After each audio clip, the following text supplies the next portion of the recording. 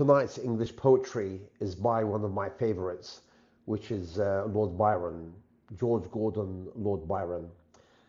He's one of my favorites because between Lord Byron, Keats and Shelley, maybe John Keats is my favorite, but Lord Byron had one or two some exquisite poems.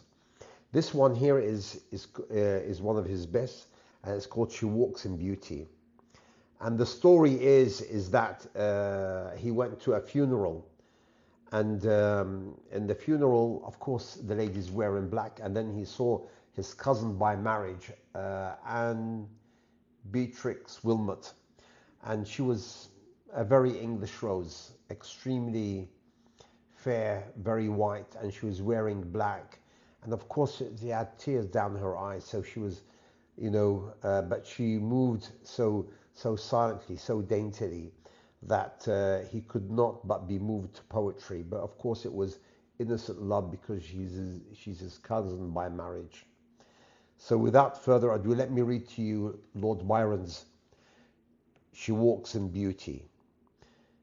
She walks in beauty like the night of Clyde's climes and starry skies, and all that's best of dark and bright, yet in her aspect, in her eyes, thus mellowed in that tender light, which heaven to gaudy day denies.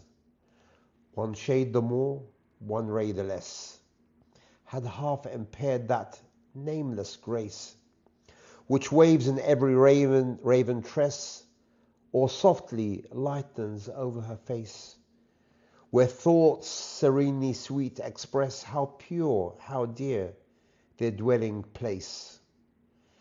And on that cheek and over that brow, so soft, so calm, yet eloquent, the smiles that win, the tints that glow, but tell of days in goodness spent, a mind at peace with all below, a heart whose love is innocent.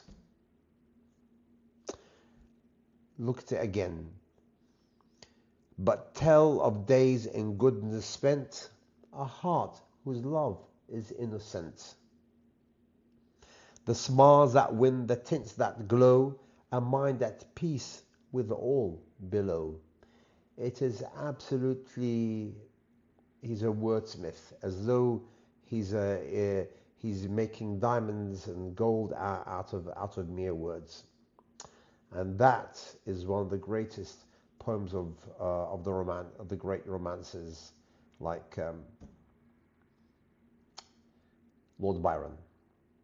Thank you for listening. Thank you.